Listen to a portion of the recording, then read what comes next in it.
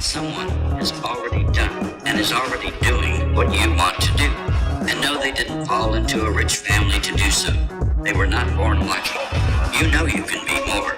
You can have more, do more, and be more. You know this. You wouldn't be listening otherwise.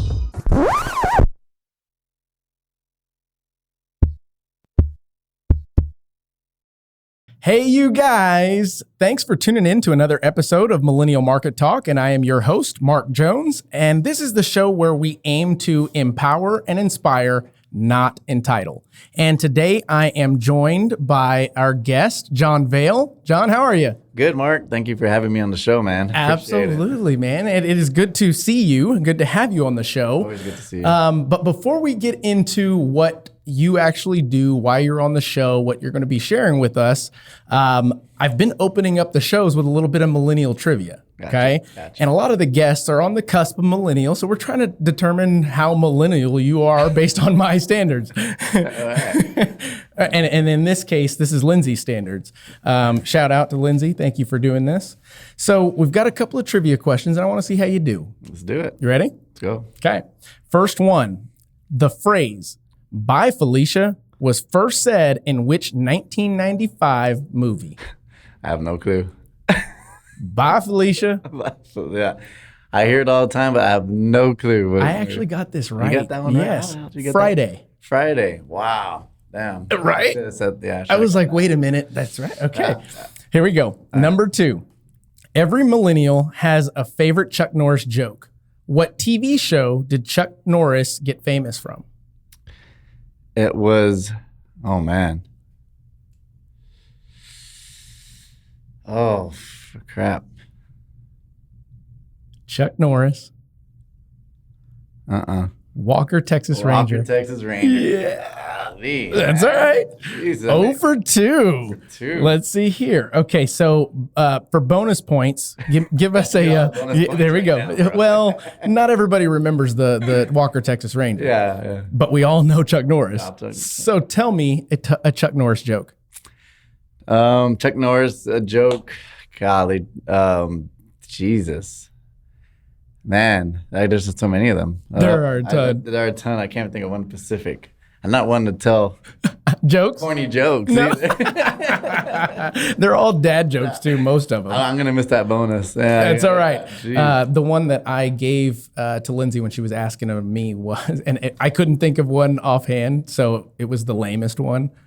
Chuck Norris, when he does push-ups, he doesn't do push-ups. He pushes the world away. I remember that. That's so lame. All right, let's move on. Where does Spongebob live? Gosh. SpongeBob under the ocean. It's true, but where? Isn't it like a little bubble home or something? Pineapple under the sea. SpongeBob. It's okay. Let's keep rolling. The first iPods went on sale November 2001. How much did they cost? $60. No, way off. Way off. Yeah. $129. $3.99. $3.99. Right? Talk about first. Here you go to the market. Boom. Nobody knew what they were. Did you have an iPod? I don't really. Or did you have the little iPod mini? Or you mean the iPad, right? No, iPod. Like the first iPod. Jeez. Okay, here we go. The laptop. Okay. Yeah. Okay. Yeah. Well, this one. Wait a minute. It was one that we talked about on the last show. What was Napster and LimeWire originally used for? Music, right? Yeah. But doing what with music? Sean Parker was the creator of Napster. That's right. Yeah. I just forget what. Pirating music. That's right. Are you ready for the next one? Here we go. All right. So finish the following phrases. Some of these are easy. Some of them are not. It's been hard so far. So the first one, finish this sentence. All that and a bag of chips. Got it. Talk to the hand. Let's see if you get this one. Rocky loves you. Aw. It's Emily. Do you remember the show, the movie, Three Ninjas? Yeah, vaguely though. Okay. It's like the now version of Scotty Doesn't Know. Yeah. If anybody remembers what movie that's from, holler at me. Yeah. Let's see here. Okay, so last one. She was looking, dang, I shouldn't sing it, huh? She was looking kind of dumb with a finger in her thumb. No. She was looking kind of dumb with her finger in her thumb. Oh, man. In the shape of an L on the forehead. Hey, man. I got that one wrong, actually. Yeah, I did. You got the rest pretty much right? For the most part, I did. I did. What are we? We're 2 years apart? Yeah. Yeah? That's all right. Jesus. Some people live under the rocks. Some people work a lot. And you are one of them. 5-10 years ago, I could have answered all those correct. I believe you. I believe you. But shit. So let's get into a little bit of the discussions. So, John, you are currently the owner of Alamo Biscuit and Company. But before that, and what I know you for many years, and I've known you for quite some time now, is all of the many businesses that you've opened. In my opinion, you are the definition of an entrepreneur. And we want to share your trials, your tribulations, where you started, all that good stuff with our listeners. So starting off, let them know, where'd you come from? Where did John Vale come from? South Texas. Okay. A little town called Edinburg. Okay. Yeah. The Valley, we call it, right? Mm-hmm. Yeah, so graduated from high school in 2001 and came straight to San Antonio. Okay. UTSA. And what led you to San Antonio? UTSA. Okay, good deal. Yeah. Going to school there. And didn't it just open recently prior to that, something like that?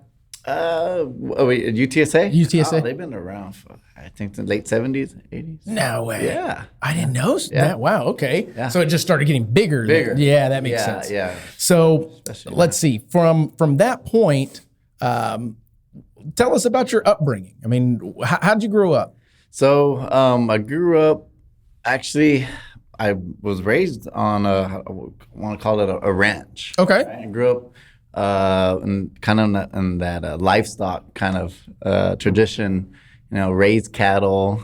I did not know that. Okay. Yeah, I mean, you'll never guess. No, not at all. So yeah, I used to show cows and feed the cows, and we had all like I said, we had a ranch, lived on the ranch, and did a lot of labor. Okay. Right? Yeah. Wasn't used to that where you come home and play video games and stuff. My father kind of had me, myself and my brother, always working, doing something. Sure. Yeah, it's nonstop, really. Even during the summer times, he owned a couple businesses, pharmacies. Okay. And he had us working in the pharmacies. Yeah, so we were either working on the ranch, working in the pharmacies. It wasn't not saying that I didn't have a social life by any means, also, but at the same time, definitely did a lot of. How do I say it? We grew up working. Okay, gotcha. Yeah, no, I mean, and a lot of folks would think that, and I'm guessing your father owned a pharmacy, so therefore you came up with means, and a lot of folks would think that those that come up with means are just cush, the cush lifestyle, so to speak. Yeah. And that's not the case. Definitely not the case. We had to work for everything. Absolutely. And a few of the other guests that I've had on here have spoken about how their parents instilled different things in them through way of teaching them earlier on. And those are things that we don't learn in school. Those are things that we don't hear. Absolutely. Can't teach that. So tell us some of the things that I guess you went through when you were younger before you got to college that helped you, that you kind of carried forward. I would say, first off, we wake up extra early before school. We were waking up at 6 in the morning, 5:30 in the morning. And we'll go feed the cows and do all that stuff, and then come back, then start getting ready for school. Kind of like, the regular working person wakes up extremely early, right? And sometimes whether they go to the gym or whatnot, and then they go to work. But I got used to waking up early, doing and doing some labor, and then going to school. So it gave me a feel of a little bit of a working life, and or I don't know what you want to call that, but just a little feel of the working life. Sure. I mean, it gave you structure in your upbringing. Like, I had to go to bed early because I knew I was going to get up early. That makes sense. I wasn't just getting up early just to go to work/school. I was getting up early to actually work. Yeah, literally that makes work. sense. So guaranteed that I have to assume that carried forward into everything else that you've done moving forward. But let's get into college. I mean, you went to college. That's basically where I met you. Yeah. And what was that like for you? So as soon as I graduated from high school, I was like, wanted something, a little change. I think everybody likes a little change, right? Absolutely. So I was like, I was looking at a couple of universities, and obviously I was like, well, San Antonio would be a great city. Why not? So chose UTSA. I kind of wanted to check out a big city because remember, I was Edinburg, raised, I was a small city. Not only that, but I was living on a ranch in a small city. So I wanted some big change. So now it's actually making a lot more sense how you turned out. He was like, get me off this ranch and I'm on a party. But don't get me wrong. I still, when I go down to the Valley, man, I still go hunting. I still, awesome. I still do what I got to do on the ranch. You know what I mean? I like it. Absolutely. And most that would meet you would never know that. No, never know. Yeah. A lot of people don't even know that. Honestly. Yeah, I agree. It's nothing to really talk about, right? And sometimes you never know. So in college, I believe you had, or maybe the treasurer of your fraternity or something along those lines that put you in a position to kind of see what business looked like firsthand. I know your father owned businesses, but I don't know how in depth he was like, hey, this is how you run a business. More so, hey, get behind that counter. It was more like, I'll get behind the counter. Dad, I'm not even 16. Right? I don't care. They didn't have labor laws back then. Labor laws back then, right? I was a cashier. Right? I was the cashier at my father's pharmacy, But at least, it's a little work experience, even though I was literally 10, 11, 12 doing that stuff. It's crazy. Yeah. Customers would look at me like, we're going to. Oh, he's cute. Do they know about the labor laws? Just kidding. I don't got to pay for this, right? That's awesome. You're not going to charge me, right? Yeah. No, but anyways, so I went to UTSA, and I went there originally for pharmacy school. Okay. Because you wanted to follow your father's footsteps. I want to follow the footsteps, just like any other, I guess, a lot of children would want to do, right? Yeah.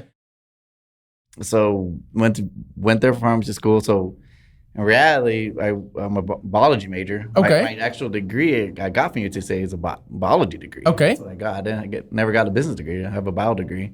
So at UTSA, I joined Lambda Chi Alpha. Okay.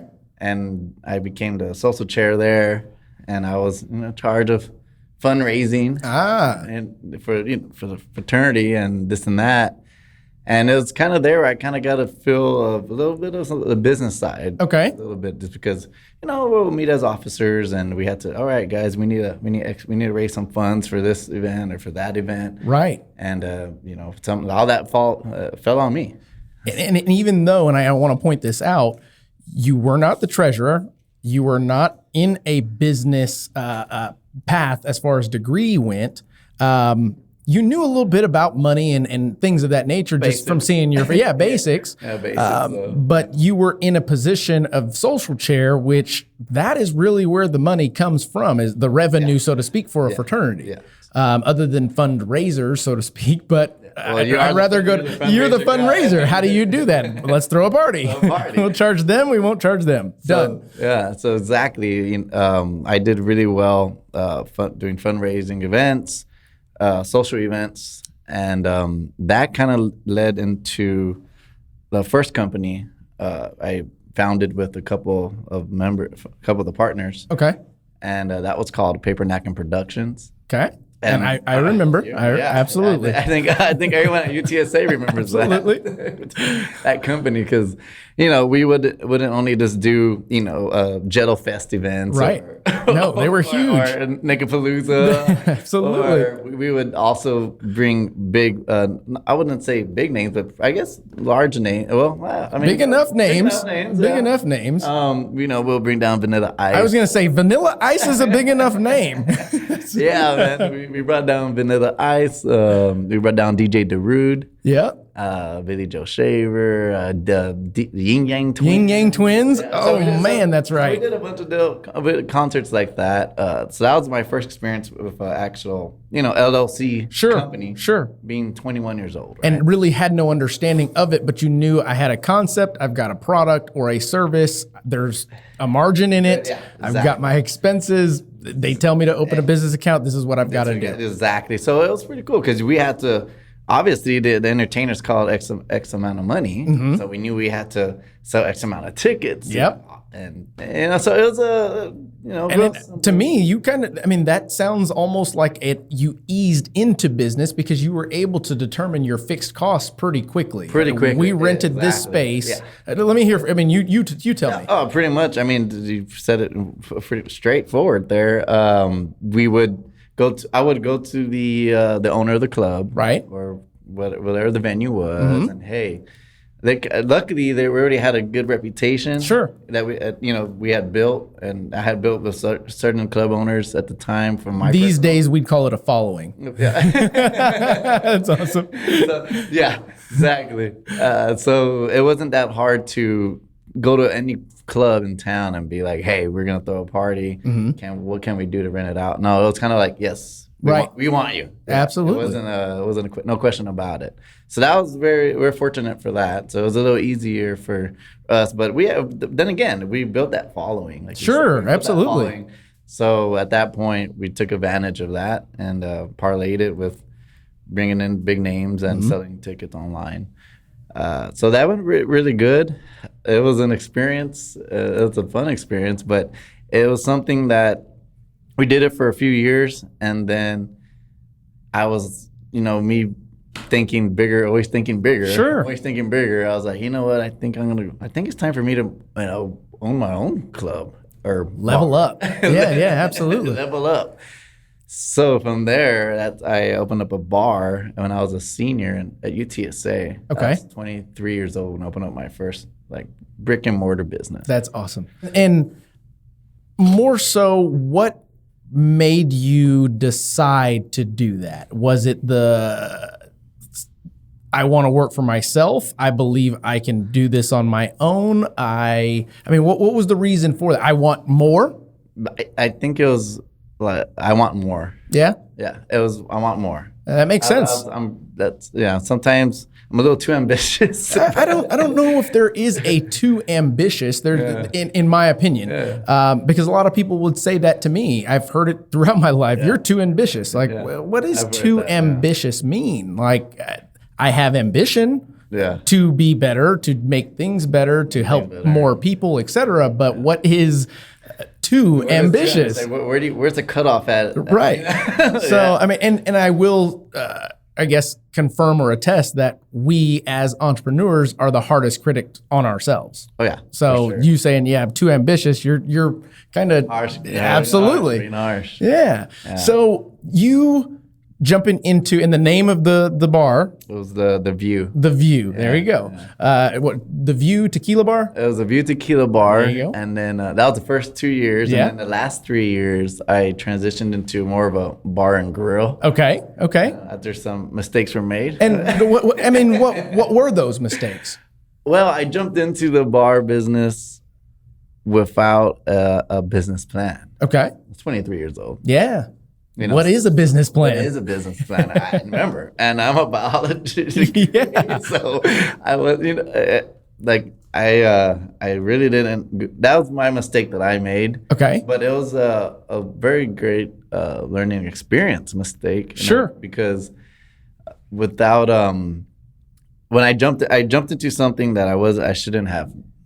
Right away, and that's me being too ambitious. That's my definition of being too ambitious because I did something without thinking twice. I gotcha. No, that makes sense. And, So and that's where it kind of backfired on me. gotcha. That's what I mean. But I think without going through that, you aren't who you are now. You're right. Exactly. So, 100% right. So I don't regret it. Don't get me wrong. I don't regret it. When I look back, I'm like, damn, I'm glad I did it, because I wouldn't be who I am now if I hadn't just said, screw it. Sure. I'm going in. And then on this show, I want to make sure that we're also talking about the failures. We're talking about those milestones, those, I call them landmines that we step on throughout this journey. Because I'm a firm believer that you don't get to skip over that stuff on this journey. What I talked about on a previous show was don't take advice from somebody that tried or somebody that's never actually done it and completed it, because they have a completely different view of what somebody that actually did do it. Like yourself, you're able to talk about the trials and tribulations that you've had because you went through them. And you know what? I want to talk about that because I want you to know that this wasn't easy, so to speak. Yeah, it definitely wasn't easy. Like I said, my first 2 years in the business, everything started out great, and it would have continued great, but I didn't have a business plan. I didn't know what I was doing.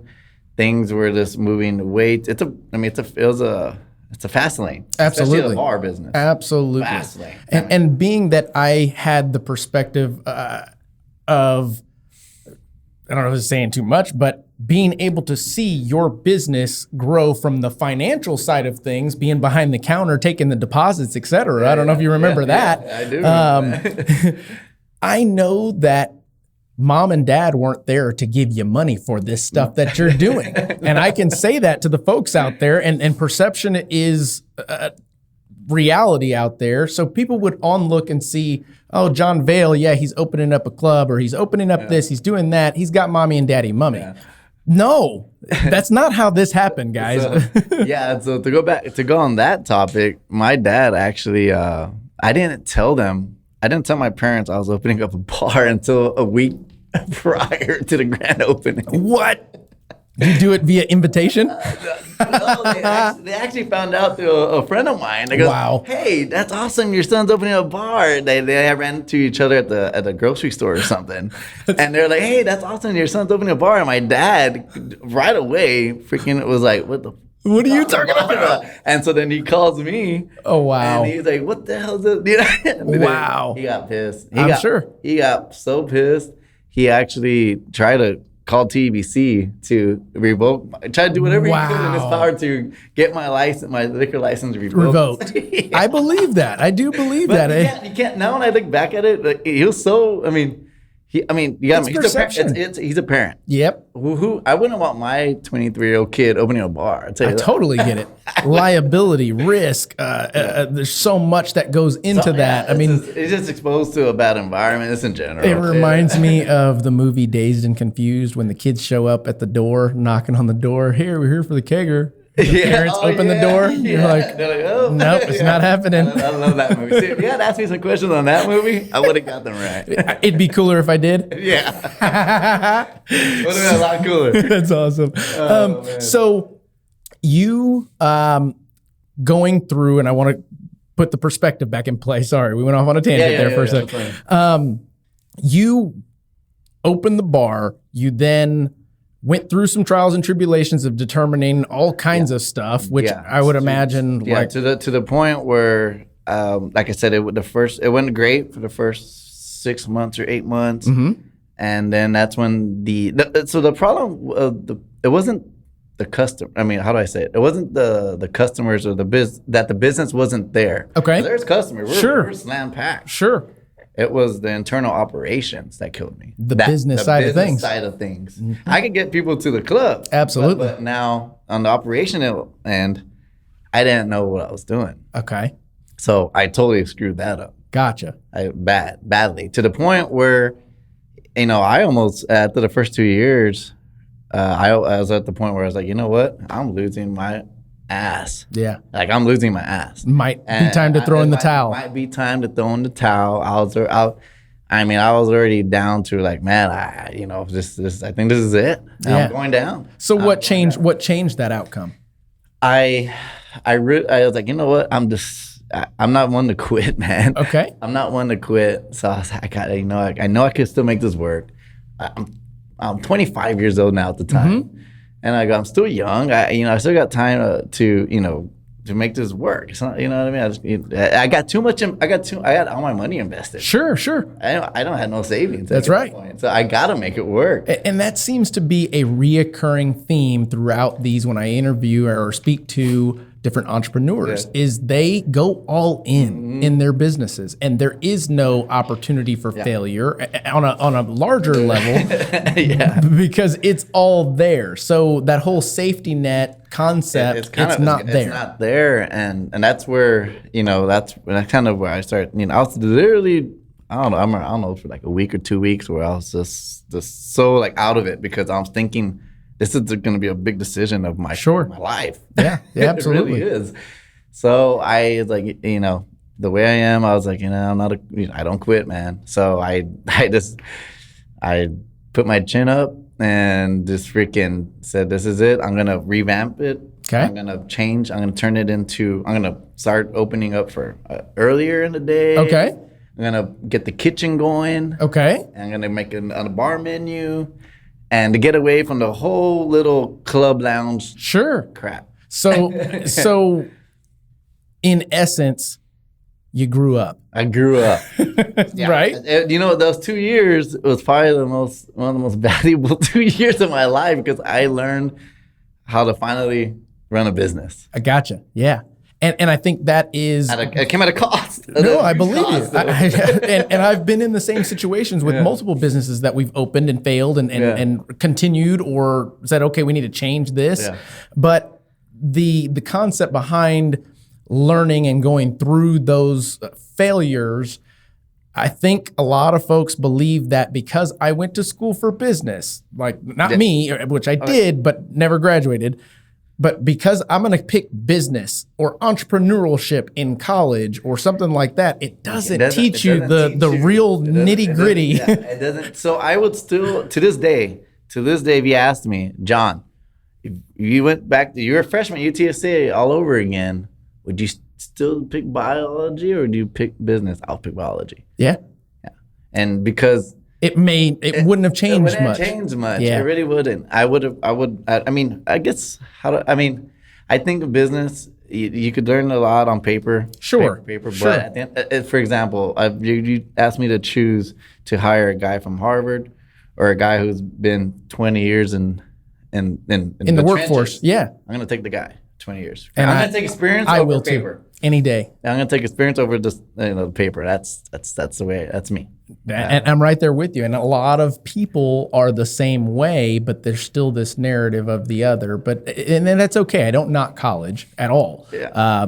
It definitely something if institutional that if you go down that path, just make sure that it is a fine-tuned degree that when you get out, you have something there and you stick to it. Yeah. What you find is that most that graduate don't even end up in the field that they graduated or that they specialized or studied. They don't. That's the crazy part. Yeah. So, in addition to what you can probably learn about as accounting, you can learn about marketing, but even still back to your point, I believe it has to do with the actual business owner, their persona, the way they go about things, the way that they don't give up, the tenacity of that. Yeah. It's something it's a magnet. It's a real life experience. Yeah. In those 2 years, I felt like I graduated from a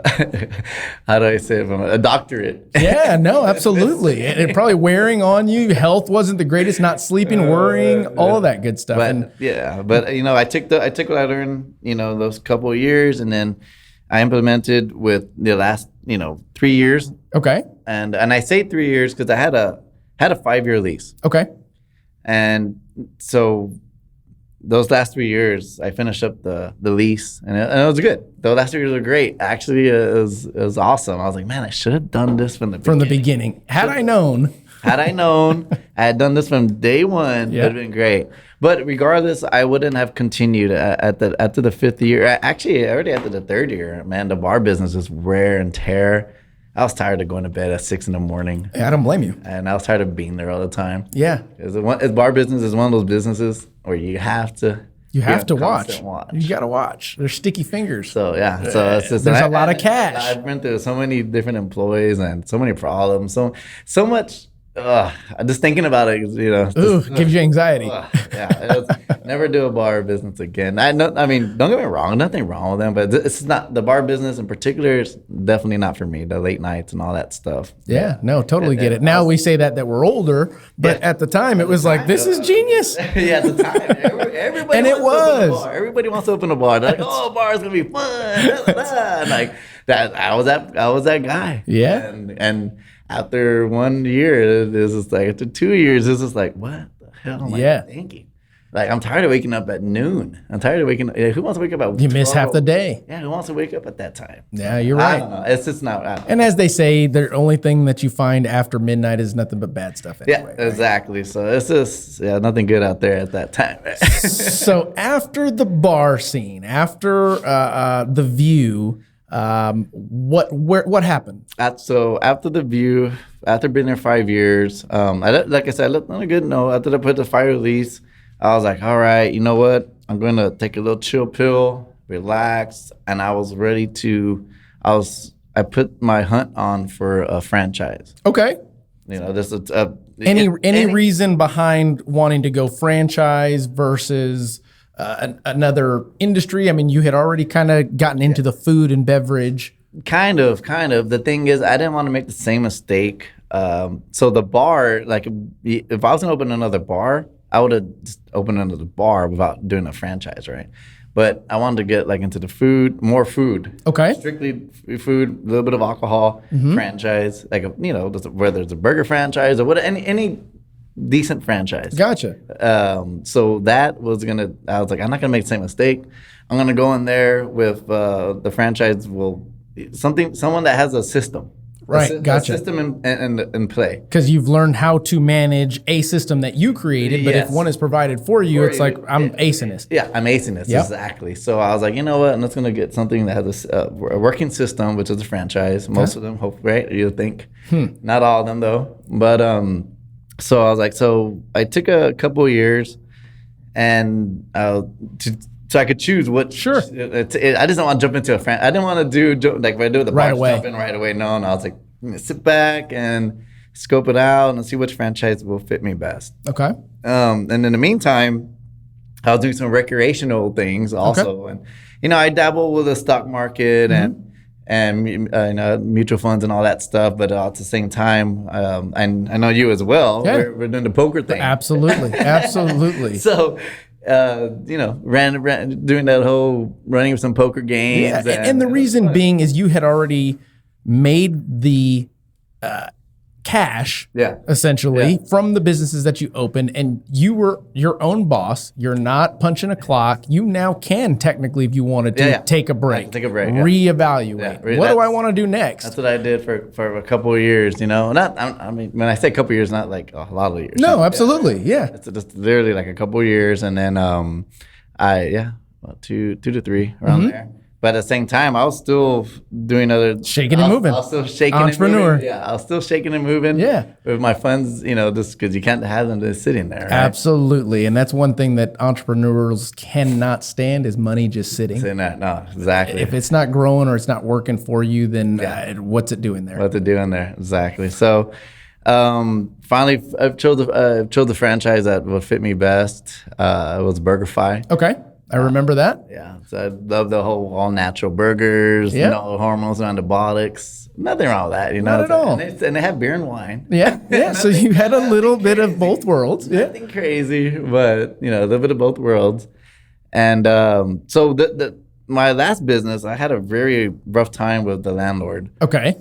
I mean, my bar, there could be a leak in the ceiling, and hey, man. Yeah, I'm paying you, $4,000 a month. Right. I'm expecting get this leak fixed. Sure. And he was the kind of landlord that would, no.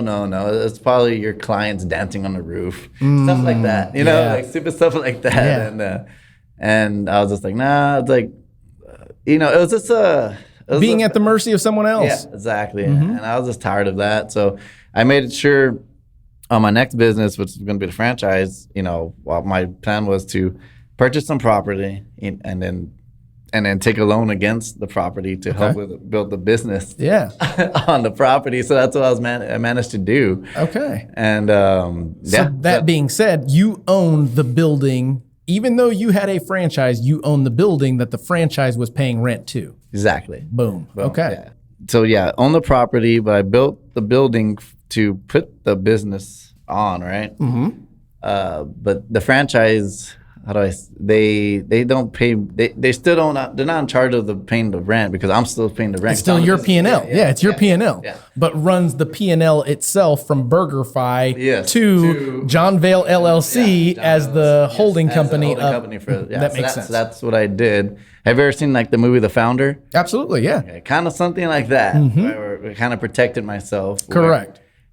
Something did happen with the franchise. I still have more control than they do. Well, I want to take a brief moment because we have not touched on this in any other show, is the difference and why entrepreneurs open up corporations or LLCs, and it is for protection. If you as the owner, and you start off most businesses as sole proprietor or simple partnership, and it is filed on a Schedule C on your basic personal tax returns.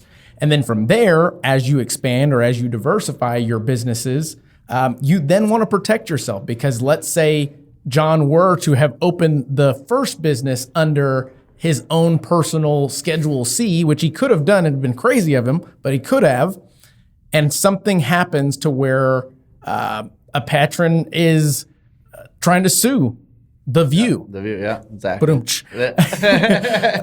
That would essentially put John's personal assets, personal everything at risk, whereas if it is all under an LLC, the LLC is a separate entity. So I just wanted to touch on that for everybody to understand and why people open up LLCs. Yeah, exactly. Smartest thing you can do is day one, open the LLC. Go reserve the name with the comptroller, go to LegalZoom, get with your CPA, do what you need to do, but get the LLC. Don't do it under your personal, guys. No, definitely not. So that's how you protect yourself really well. Mm-hmm. Yeah. So a good example is like we said, it's to say it's JV LLC is the business, right? And then JEV LLC is the property. That makes sense. So JV LLC pays JEV LLC rent. Gotcha. No, and it makes perfect sense. I do the same thing personally. I mean, we have a holdings account, and we actually buy our investment properties under the holding account that we're flipping so that there's no liability on us. So essentially everything goes through that business, and then we're able to either cut ourselves a paycheck if we want to, a bonus if we want to, or just wait till the end of the year until we get our distribution. Exactly. But that's how business works essentially, guys, in a small span. I should probably do a show just on business and etiquette and all that. So you at BurgerFi, you were there for you owned the franchise for quite some time. 4 years. There you go. And then what happened from there? So I joined BurgerFi, and it was the same situation because when I got into the franchise of BurgerFi, they send you to Florida for a month for training, a rigorous training, and it's not just for obviously flipping burgers. It's for this general business. Gotcha. And so that way, I took there's an owner's course for 3 or 4 days, right? And there's the GM course. Well, I took the GM course because I took my GMs with me, or my managers with me, but I'm that kind of guy. It's just like, I'm not going to, it's called security, right? Sure. And then also other things as well, but if something happens to your management, you got to step in. I agree. How am I going to depend on X amount of these managers if something goes wrong, and I don't know what's gonna what's gonna happen to the business. I agree. So I took the GM course for like the month, so I could actually know the ins and outs of the business, and I really really strongly recommend that for any business owner. You got to know your business inside out. You have to. If you don't, then you're gonna open up yourself to a can of worms, right? Absolutely, and the perception there that I've heard is, since he's the business owner, he doesn't know how to do that, or blah. I mean, that drives me insane when I hear it, because at the end of the day, that business owner, let's say if he's owned the business for quite some time, he may not know how to do the things now because he's hired people to do that. But originally, it was just that person. It's just that person. Doing everything. Exactly. Opening a business, be prepared to be your accountant. Be prepared to be your HR. Be prepared to be your therapist. Everything, Everything. Yeah. So yeah, it's so that's what I did just so I could have that little sense of security. And also on top of that, it's just I don't know. The way I see things sometimes, it's hard for me to tell someone to do something and I don't know nothing about or I've never done. Gotcha. You know what I'm trying to say? I do. Yep. So I'm real big on that. So I was like, you know what? I've done that. I did Fry Station for a week. Sure. I did flip burgers for a week. I also did, I did all that training. I, made this and that. So that way when I'm in the business, even though I'm the owner, I can still be like, I know what I'm talking about. And when I'm telling someone, oh, that doesn't look good. Or you know what, you didn't, how do I say it? You didn't fry those long enough. Or right. That batter looks bad. Absolutely. Because you should know already.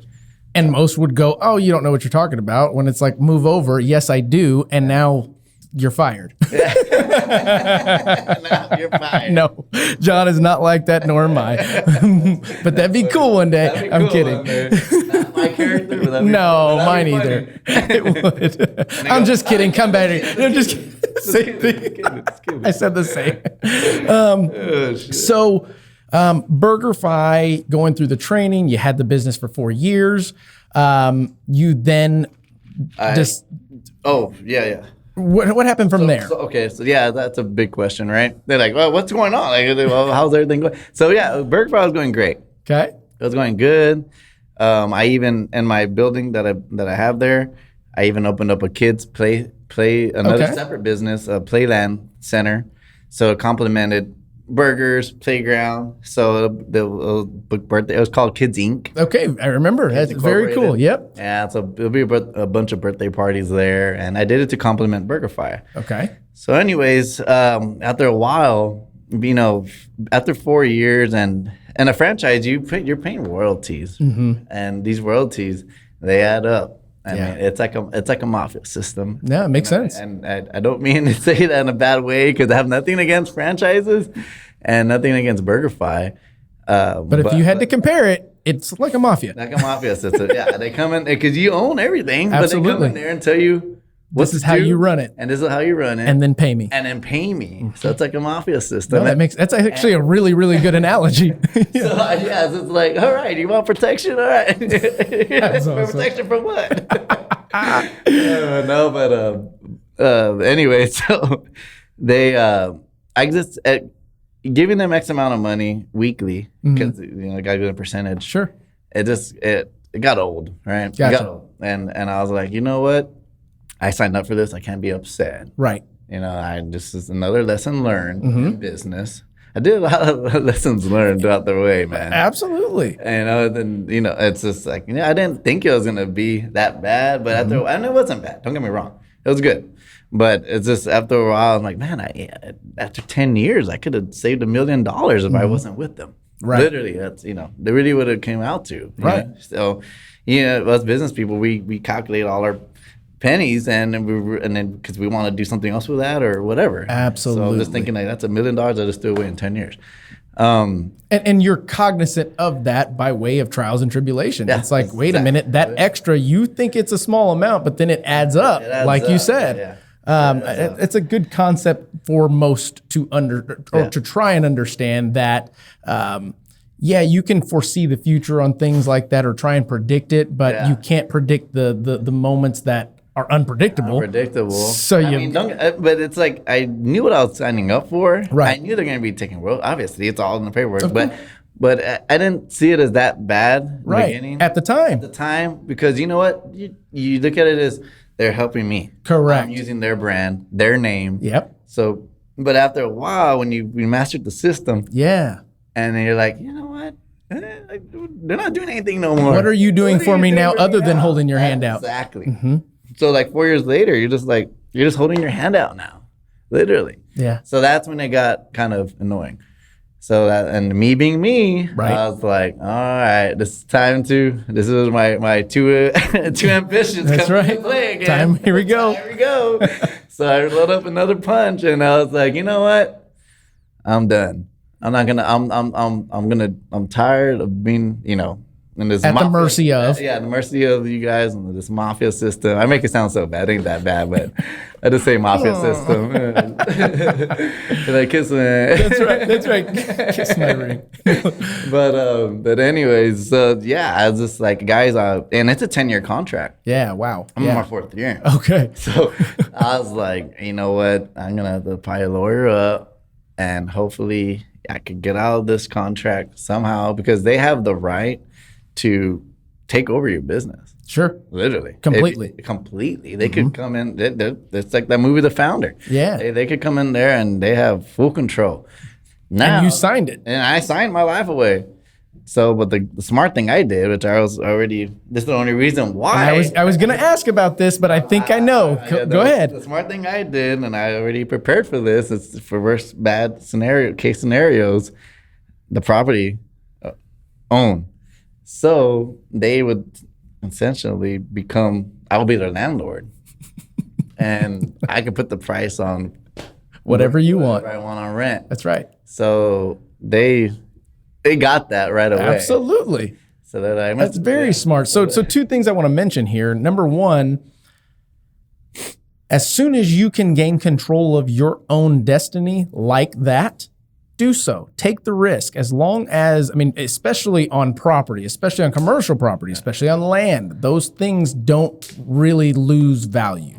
Even in a down market, you still have to have businesses. You still have to have these things. You can find tenants. Yeah. And at a certain point, the land, the building becomes paid off. Yep. Right? So essentially, that becomes a residual and also another tax shelter. Exactly. But in this case, they thought they held the cards, but they really didn't. They really didn't, yeah. And then they realized that pretty quickly, to the point where I didn't even really have to get any lawyers involved. It was a peaceful.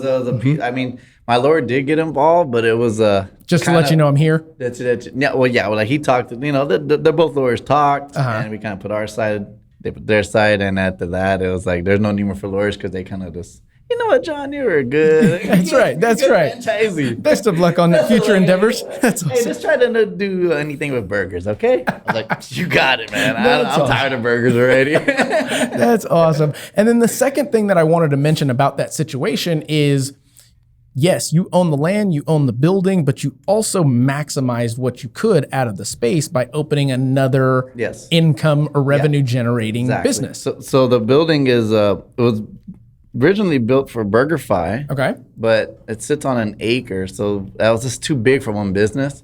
So me and the architect made it to where it was a 2-bay building with a joint patio in the middle. Sure. Obviously, you see my building there. And so it maximized the space.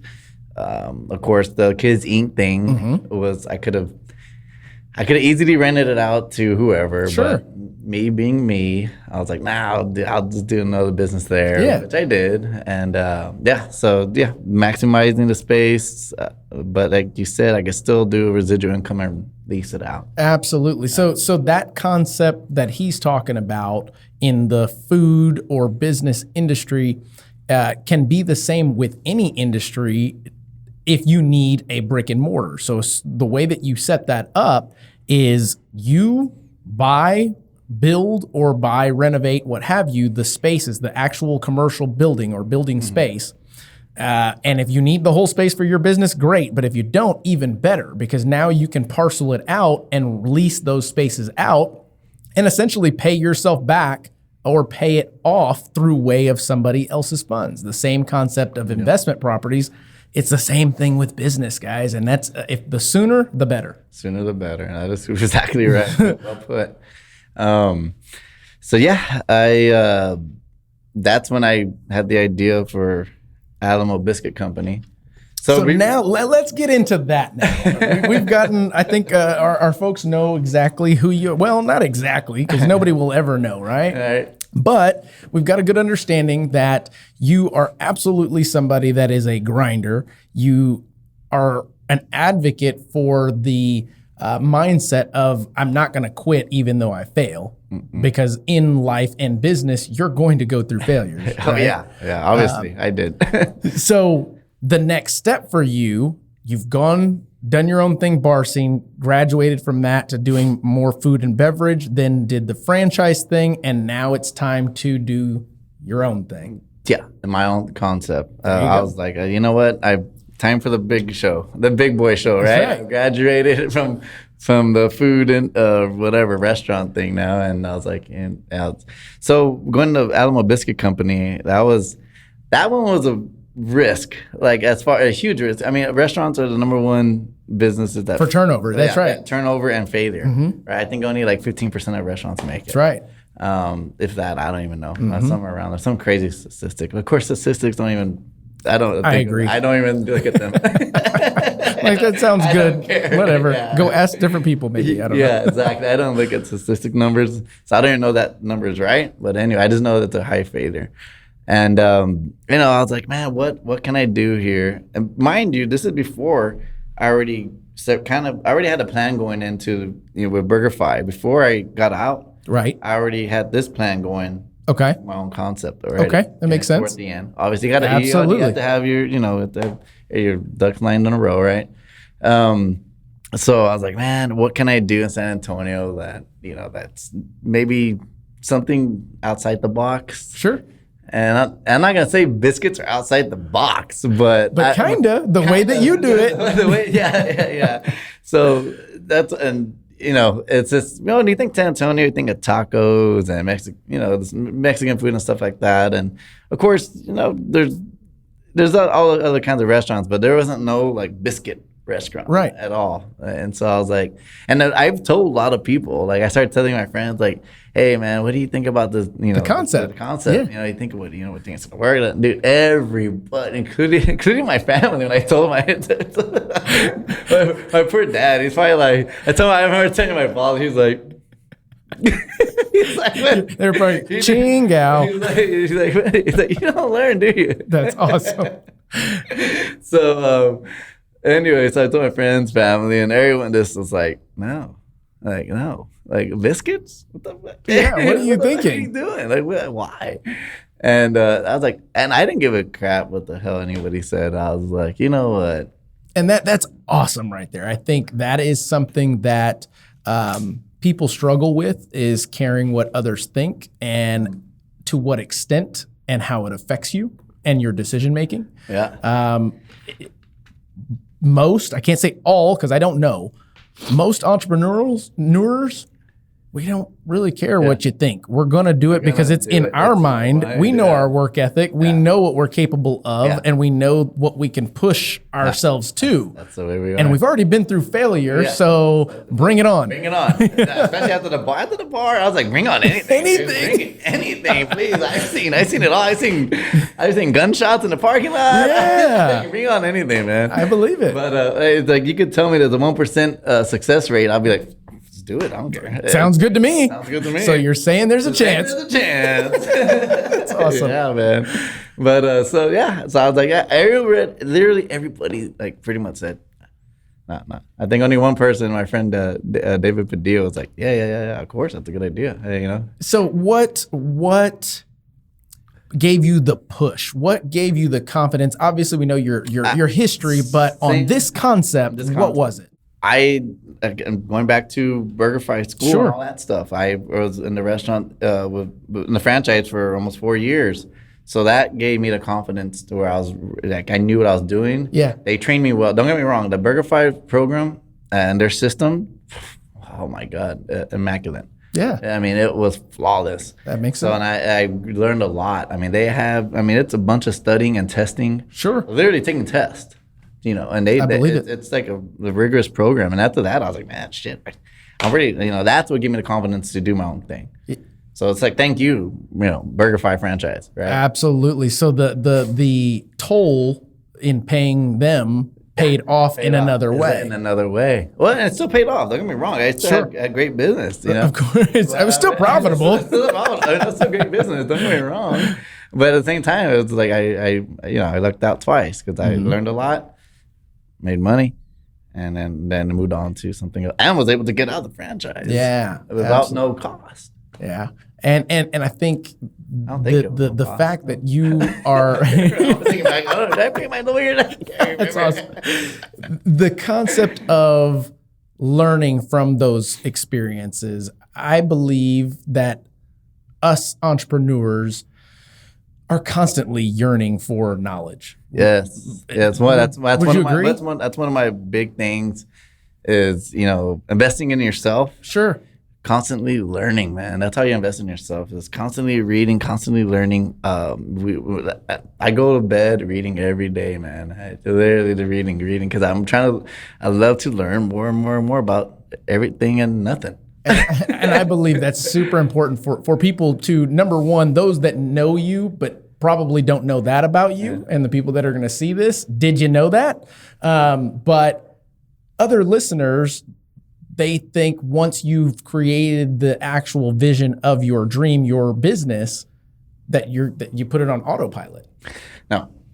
So that's not the case. Not the case at all. And not the case at all. Autopilot doesn't exist really in our mindset. I agree with that. We're constantly, it's 24/7. Yeah. 24/7 working, literally. So sometimes it gets, it gets kind of, how do I say it? Sometimes I'll ask myself, like, golly, John, do you really want to be on the phone 24/7, taking calls and seeing all these messages, what's going on at this business and this business and this business? Like, but at the end of the day, I think I like it. Me too, man. Me too. Dude, on Easter Sunday, I went down to see my family, and my mom was like, they call me John Eric. That's my middle name. Yeah. She's like, John Eric, put the phone down. It's Sunday. What the hell is going on Sunday? I was like, Mom, I got a lot going on. I got this over here. The restaurant slammed over here. They messaged me over here. And it's just like, there's a lot going on still. And a lot of times people will ask me, how do you do it with everything that you got going on? And I'm like, I wouldn't have it any other way. I mean, for some odd reason, and I'm super ADD, ADHD, whatever you want to call it, but if something's not going on, I'm going to create something to start going on. Exactly. It's like, yeah, exactly. And we'll get into that in a minute with my other businesses, but golly, man, it's just like, what are you doing? Like, you already have a lot going on. Yeah. And once it starts turning into like an autopilot, you're like, no, that's not good. We need something going on. That's exactly right. Sitting still is so weird. Yeah, we don't let autopilot happen. It's very true. we turn off autopilot. So on your Alamo Biscuit Co. Yeah. Talk about that. Tell our listeners, because those that are listening, some of them are in San Antonio and local. Tell them about your concept. So it's a unique concept. I like to say it's a unique concept because, there's not really anyone doing what we're doing at the restaurant. It's, you're getting a biscuit, obviously, but you're not just putting gravy on it. You know what I mean? Or just normal sausage gravy or regular gravy. You're putting stuff like a pork belly on there. You're putting brisket on there. And I could go on. You're making me hungry. Yeah. We do a huevos and churros biscuit. Oh my gosh. Literally, huevos and churros biscuits. I could go on and on and on. Sure. Just to give you an idea. So we have that twist of it's American but Mexican biscuits. Okay. You know what I mean? Like when you think biscuit, you think very American, right? Sure. Your traditional biscuit and eggs and gravy, or briskets and gravy, whatever. Biscuit, bacon, egg, biscuit.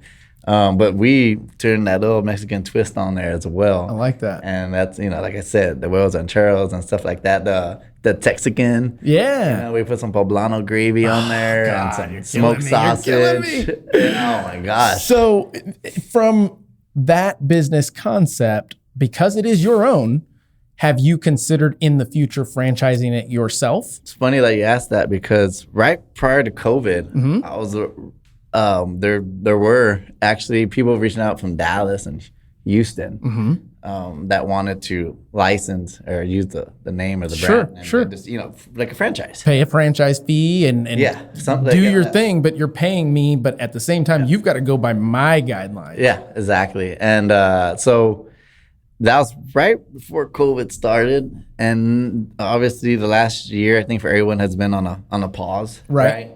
And right now, thank God things are getting back to normal again. Sure, and I want to get into that after Yeah, this. of course, yeah, for sure. And then so that is actually one. If you ask Johnville, like, what's next? Yeah. For that particular business with Alamo Biscuit, that would be next. So again, no intentions of stopping there. No. I love it. I love it. And the cool part is you did yourself go through a franchisee program already, not only the how to get into the franchise, because there's a lot of franchises that are like, if you don't have $1 million in the bank, you can't sign up, period. Exactly. But you also were able to go through that management training program, see how they set it up. You are able to either you get somebody to write it for you with your input, or you write it yourself. Yeah. But you write the playbook. You write the playbook on that, and now that I know how, it's cool because I know how it feels to be on the other side, sure, the franchisee side. And now I could use that to my benefit because now I could be the franchisor. Yeah. And actually help these franchisees or alleviate some of the problems I was having. Right. So that's very cool. So I don't know. I guess it's out there. Before we go into any other businesses you have, because I know you have multiple just like myself, and it is tough to juggle and all that good stuff, but we do it to ourselves because we love what we do. How did COVID affect you guys? You had mentioned it affected, and I want the truth. Tell me what happened. Yeah, what happened? Oh man, it you know what? Golly. So first off, you're sitting here today. Did you make it through? I made it there. Never closed. Amen. Never closed any of my businesses. I love it. We made it through here. It affected financially a lot. Don't get me wrong. The last year was, Gotcha. That was bad. That was really bad. But I hung in there. I kept as many employees as I could. That's awesome. Yeah. And I never closed the doors.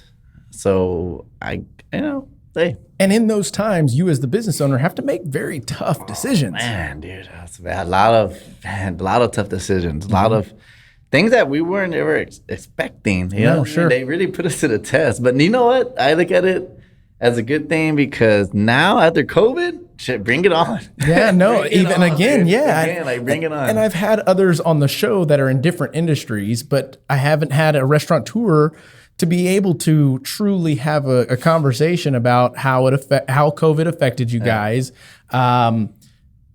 Did you guys learn from it? Because it's not the same as other industries in the sense, for example, myself, mortgage industry, insurance, real estate, online businesses. We didn't close the doors either. In fact, we absolutely did a great, we flourished in that market. Yeah, I was gonna say. And the reason being is we were able to say, hey, employees, just take your computer home and you're now working remotely. Yeah. Everything was online. But as a restaurateur with online. brick and mortor. Well, there is online, but you've got to. Take a virtual bite. I can't tell my cook to work from home. That's for sure. Could you imagine what that would be like? So what was that like for you guys? And how did you make it through? Okay, it was honest. I literally had to step in. I was cashier or server or host. I was doing everything at one point because remember we're all to go only. Correct. So I was taking phone calls and I stepped in. I was whatever it takes. I was running in front of the house for a while. I had no choice. Again, a common trait is a whatever it takes mentality. Whatever it takes. You've got to get it done because failure. It's not an option. It's a milestone. Yep. If that makes sense. Exactly. So it's right. Well put. Yeah. So I just I was literally that guy taking phone calls and putting in the orders and running food out to cars. That's awesome. Do whatever it takes. Absolutely. Man. And onlookers are going, wow. Yeah. He's gonna do whatever it takes. Yeah. That's somebody I would follow. Yeah. So getting and thank you for sharing that. So now it did affect us here in San Antonio from that standpoint, but at the same time, there are absolutely business owners, restaurateurs that were able to grab the bull by the horns, grab the reins, and do what they needed to do in order to survive the COVID and unknown market. Now that we're back to, I wouldn't say normal, but not normal yet. It's picking up. We're in Texas, baby. Yeah, I'm right. But So from there, what other businesses? I know you have other businesses. So just briefly tell us about some of the other. Briefly, okay. So, well, now that we're talking about COVID, during COVID, I opened up, started a company called Sanitizer to You. Okay. Because obviously not only myself, but everyone in San Antonio and nationwide, we're having a problem getting their hands on sanitizer. Mm-hmm. And obviously, sanitizer is something we needed at the time, right, to help prevent the security measure against COVID, right? Absolutely. So I had access to a factory in Mexico. Okay. Where I could obtain some sanitizer, but at a huge volume. Right. Big volume. I'm talking about hundreds of thousands of bottles. Wow. So I was like, you know what? I was like, me being me. Yep. I was like, you know what? Too ambitious. Too ambitious. Here we go. Right? I think it was in March of last year. Over a year ago. Wow. I started Sanitizer to You company, and I literally ordered a crap load of sanitizer, got a warehouse here in San Antonio, got a warehouse in Dallas, got a warehouse in Houston, and got a warehouse in Austin. Wow. And I ordered all the sanitizer from Mexico, shipped it to all 4 warehouses, and from there I organized a delivery system. That's awesome. Okay, that's what I was going to get into, because you took the big risk on actually. You had to buy the product. Yeah, buy the product. Then you had to ship the product. Then you had to figure out where to store the product. And then it's all about distribution and sales at that point. Yeah. And keeping that train moving. So I did all this. I created a freaking company with all this plan in like 2 weeks. Wow. That's impressive. Weeks, man. That's impressive. And I was just sitting there on the couch. And I was just there, and I was like, you know what? Ding. And I got the LLC done like in 2 days. That's awesome. And just started moving quick. Yeah. It was a free delivery. Okay. So you would get onto sanitizer2.com, and then you would order how many bottles you want. That's genius. And then a free delivery. That's so smart. I covered all of Texas, all the major cities in Texas with sanitizer. Well, I think because of your experiences and failures, you were able to realize, okay, here's the concept. This is the product. You already knew I need distributors. What's my price? What's my margin? How do I get it to people? How do I sell it? That would not have been done that quickly from somebody that did not have the failures and everything else that you had gone through. It definitely took experience, business experience, sure, as far as to make that happen. Obviously, it took resources that I already had, right? Because I've been opening different businesses. I had those resources to make things move quick. So that's the only reason why I did it, because I knew I could make it happen fast. Absolutely. And man, it did happen fast. And it blew up. Yeah, it blew up. That's awesome. And then that company actually took a turn for the better when I introduced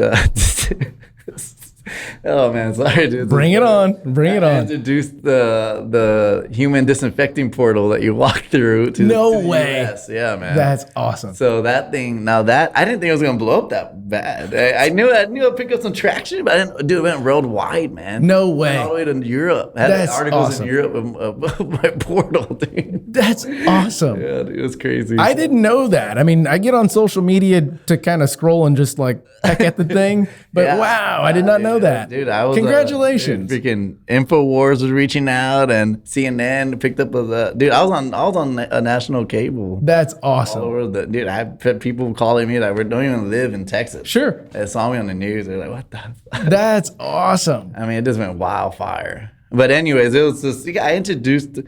What I did was, and it was a little marketing technique involved. Okay. Obviously. I saw the portal, and I want people to know it is not easy. Everything that he's talking about here, it's painting the picture that it was kind of easy. It's not. There are a lot of steps that had to be taken within that 2-week period and moving forward. That was 2 weeks of freaking go. Yeah. But yeah, man, the disinfecting portal was just another obviously it wasn't sanitizer, but it sprayed a hypochlorous acid. Okay. And which is really safe. Sure. So that's another thing that created a big controversy because they thought I was spraying people and with pest control. There you go. Exactly, man. I had no idea what they're talking about. So I had it about 80% good press, 20% bad. But there's no such thing as bad press. There's no such thing as bad press. I even got some hate email like John Vale, yeah, dude, from random people. I don't know. But wow. That's crazy. It was like it blew up there for a while. It was crazy. But so the human disinfectant portal, I put it at my restaurant. So what better place to try it than your own business? Agree 100%. So I put it there. Freaking, I think one of my employees, like, we did a walkthrough, like a demonstration, and we put it on our Instagram or whatever. And that thing just took off. Like, wow. I didn't expect it to go like that. And next thing you know, I'm freaking getting interviews of every damn news station. And then freaking even the New York Times flew down, and Yahoo Business came. Dude, it was crazy. And I think I want to point out that the day and age that we are in, with technology being so rapid and social media having such a wide reach, man. You can come up with a business concept and blow up really quickly. Next day. But it's crazy. You still got to put in that work, guys. Yeah. Still got to put in the work. Got to put in that work. So, yeah, man. So this is a crazy ride. But so I still have, and my company's still going right now, the Sanitizer company. Yeah. I've actually working on some big deals with some large companies. Gotcha. For private labeling and stuff Very like that. cool. So that's still going. Still got stuff going there. We're still selling sanitizer portals to schools. Okay. Yeah, that's why that's crazy. Yeah, even had the Border Patrol reach out. Wow. Can you tell them to give me back? I'm just kidding. Can you tell them to give me back? Oh man. So that's awesome. And I'm learning things that I did not know about you, and I've known you for quite some time, and very respect you so much. And I want to, let's see here. You've got also an insurance company, which we have an insurance company as well. So that, again, not easy. But what I'm hearing is you are leveraging, parlaying, and double risking your money and investing in yourself. Yeah. I mean, that is pretty much what I'm hearing this whole last hour is I will bet on myself any day of the week. Yeah. And it's really good when people also offer me to invest in me. Sure. I have a lot, I have no, a lot of people absolutely. come and they're like, John, hey, what do you, literally throwing hundreds of thousands of dollars at me. Like, hey, what do you got going next? And I'm, it's a good feeling because that means they believe in you. Absolutely. They believe in what your abilities are, and your abilities aren't flipping burgers. They're not doing, you are an entrepreneur. When you see opportunities, you can, I'll put it this way. You see opportunities when most don't. Yeah. That's what it boils down to. A lot of people see the opportunity, but they don't act on it. They can't act on it. Yeah. Or are too scared. There you go. That's it. Yeah. They are too scared to do that. I think it's more that. I think it's a lot of the time it's more scared. Yeah, and as I mentioned, it's a gamble, man. It is risk and reward. I love playing poker. I love gambling. So and then, as I mentioned before, failure, and I think I might even quote this or trademark it or something. Failure is not an option; it is a milestone. I mean, it's just one of those things that if you're planning on being a wealthy entrepreneur or a successful entrepreneur or a successful business owner, it doesn't even have to be wealthy, but to your lifestyle, so to speak, you're going to have to go through that failure. You're going to have to go through those speed bumps, and sometimes they're going to hurt. Yep. But the question is are you going to keep going? Keep going. Man. Yeah. No, that's a good quote there. So put it on a t-shirt. John Vale. I'm like this fucker. Son of a bitch. Okay, I invite him on my show and he does this shit to me. So I do know, and we're running out of time, so I want to wrap up pretty quickly, but you've got the insurance business. You've got CBD. Still doing CBD? Yeah, CBD. Yeah, we have our CBD stores. So you holler at me when you guys flip over to the other stuff, and I'll invest. Yeah. Oh, yeah, for sure, man. That's the whole point of the CBD, our CBD coffee concept. Yeah, man, it's last month was the best month ever, man. That's awesome. That's awesome. Crazy. People go in there. It's great coffee. We have good damn coffee, and then the coffee is the bait. Yeah. And then they see all the CBD stuff we have. Absolutely. And then we manufacture it here in town. You can't beat it. It's local. Our lab is here, man. And so people love it. And I think that business kind of grew because curiosity always gets the best of us. Yeah. And people tend to try it, and then they go, okay. Cool. And they become more susceptible to it. And then especially when the marijuana becomes legal. Correct. We already have our foot in the door. Absolutely. And then you've got your distributor set up already. You've got your warehouses set up already. That's awesome. It's just, it's just have a think about longevity, man. I agree. Longevity is what it's about. So, right now it's going good, but imagine 5-10 years from now. Why? Because you're not going to stop. Nope. I ain't going to stop either. I promise you that. I know you're not, bro. You're going to tell me that. That's awesome. So, anything that you want to add to our listeners that they should know about you, about business, about any of those things that could potentially help them along the way in life, in business, in their current environment, what have you? Because, for example, with you, you're somebody that's not going to stop. I see in 5 years you being exactly where you saw yourself being in 5 years, because you're not going to allow yourself not to. Yeah. Does that make sense? Exactly. And I think onlookers see you, they see me, they see us living these lifestyles, going to Spurs games, going to things like that most don't get to go to, and they think that that's our life. Yeah. When they don't see any of the behind the scenes, what it took there. Yeah, it's man, as like I said, we don't really have I mean, I'm not gonna say I don't have a social life. We do have social lives, but to a certain extent. Mm-hmm. But I mean, it's literally. I've been talking to you. I look at my phone. Man. Yeah, we got how many messages and missed calls. I'm right there with you. Yeah, right there, and I know you're right there with me. But that's part of our life. It's just like things. We're not available. Guess what? Things ain't gonna run right. Very true. That's very true. So we have to be available 24/7. Correct. And as you go on in business, you are not having to do everything, but you've empowered certain people, and it's created less phone calls, less emails until you go to the next opportunity, where in that business, you've got to create the same concept. Yeah. And each business, the goal is to know it, grow it, and then delegate, empower, and do those things, automate things when you can. But go ahead. A good book that I really strongly recommend for the listeners is Setting the Table by Danny Meyer, man. Setting the Table by Danny Meyer. That book right there. I could read that book like 4 times a year. That's awesome. It's an amazing book. But I mean, just a quick rundown on that is me, I guess I'm really big on employees. The employees are my number one. And then it's my customers. That's where I am. If you ask any of my employees, they're all gonna. I don't think one of them will say anything bad about me, because I'm not to your face. Not to my face, but when I turn around. But that's a good feeling. But you know what I mean? It's just I put my employees first, and then that's the customers, because the employees are your backbone, man. They're the ones that make you or break you.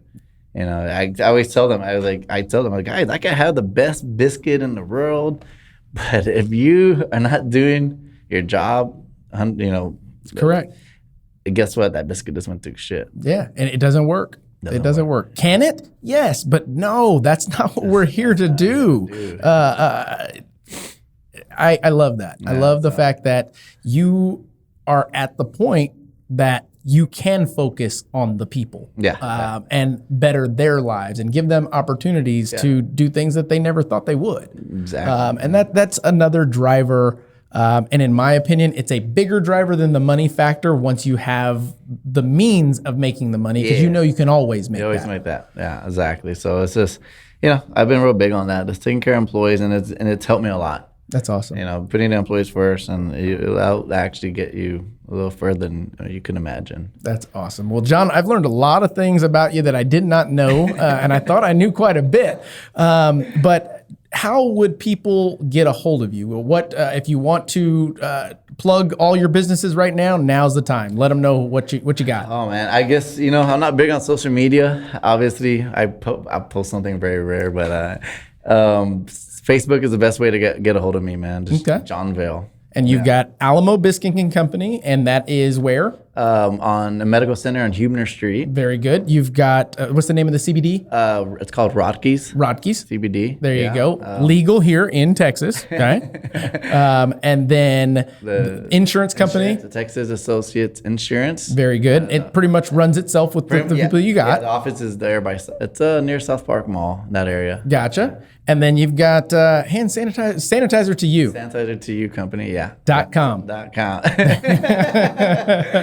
Oh shit. Well, John, it's been great. Thank you for joining me. I really appreciate the dialogue that we've had today. Thank you, man. It's just it's just natural talking, and it's we're friends. So thank you for having me on here, man. Absolutely. So good. So guys, thank you for tuning in. If you like the content, please like, share, subscribe, and share it with somebody that you think will get some value, get some benefit out of this. Maybe they're starting a business. Maybe they're thinking about starting a business. Maybe they are just scared and tired of what they're doing currently, and their goal should be to start a business. You never know. I'm hoping that these conversations with other millennials that have been there, been through the trenches, can help you guys in the future. But until then, see you on the next one.